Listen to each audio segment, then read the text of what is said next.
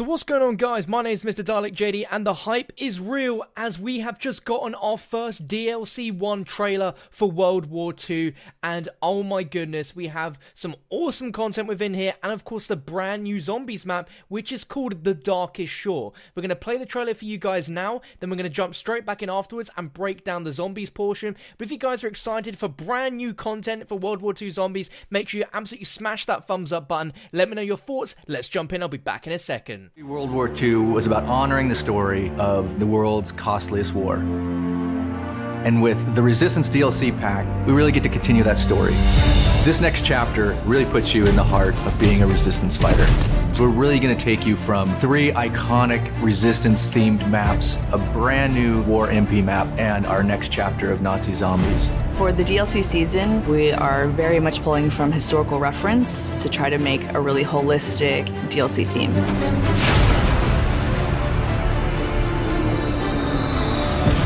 Early on, Resistance was something that really struck a chord with the team. It was something that we were really passionate about. And we got a real taste for it in the single-player campaign. Tonight, we take back our city. These were not just your standard soldiers, these were civilians. These were everyday people who were fighting on the Allied side. People were in disguises, they were underground. Clandestine operations took place in speakeasies like this around Europe, where they tried to disrupt the Axis and German war machine.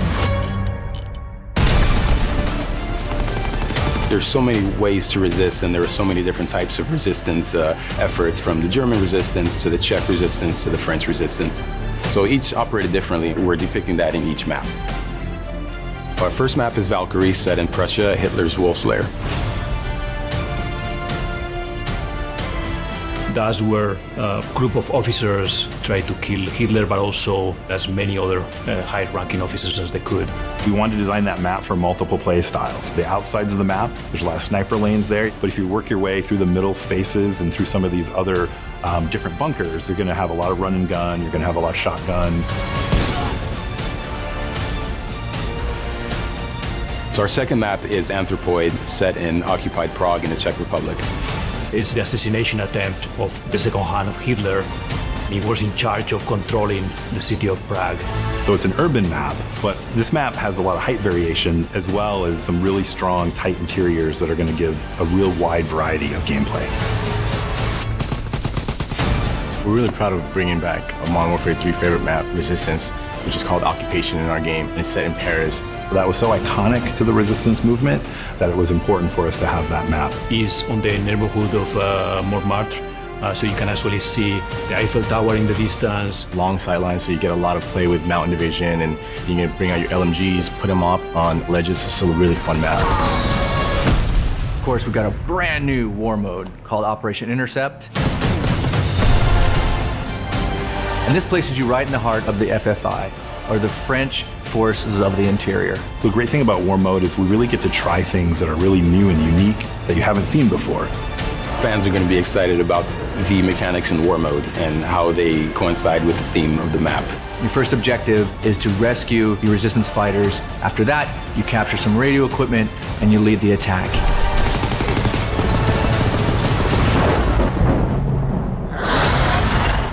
And the next chapter in Nazi Zombies, The Darkest Shore, the most terrifying chapter we've brought to date.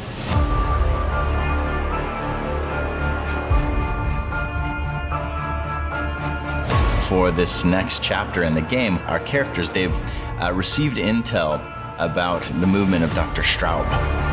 He's gone to this foggy island just north of Germany.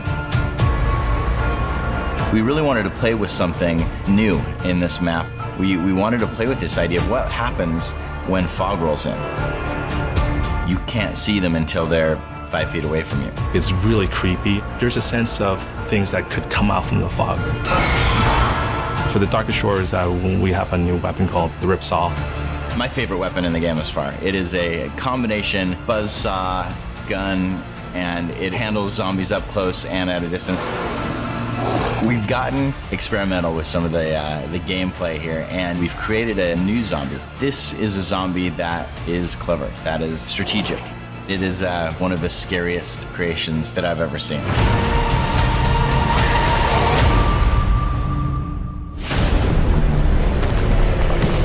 There's a lot of content in this DLC package. This is something that we put a lot of heart and soul into, so it's really important to us that these maps will deliver on fans' high expectations. We're looking forward to the next DLCs because we get to talk about different phases of the conflict and explore different parts of the world. It's the biggest, most exciting DLC we've ever offered. And we can't wait for you to get your hands on The Resistance.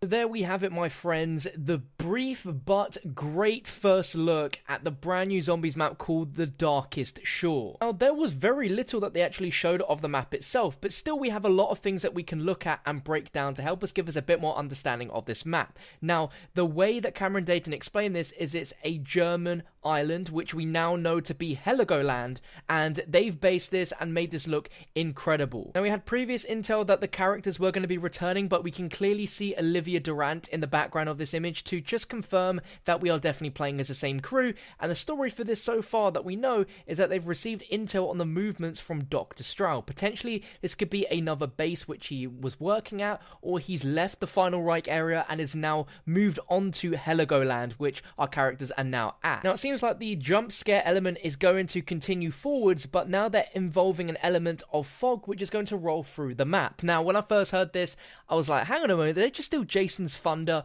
but I think they're going to be using this in a much better way than Origins, where as the rounds progressed, the weather elements changed, while this is going to be periodically as you play. Sometimes there's going to be fog which is going to wisp through the map and make it extremely hard to see anything until the zombies are right up in your face, which is going to create a much more sort of less predictable of a jump scare, I'd say, than what we got in the Final Reich, which I'm very excited about. And we also got a look at the new wonder weapon for the map, which is called the Ripsaw, which seems to be a combination of both a close range weapon but also a long range as well, where it can be useful for zombies coming at you up close, as well as zombies which are at a distance, potentially where you can shoot actual buzzsaw blades towards the zombies, as well as just chainsaw them to death. I can't wait to see what sort of weapon this could be like when it's upgraded. Now, we only got to see one new zombie type within this trailer, which they've not given a name for, but they say that this zombie is clever and strategic, and the first shots we see of it is walking on all fours. It's got legs and arms. Then in a later shot, we see it where it's managed to support its weight on its legs,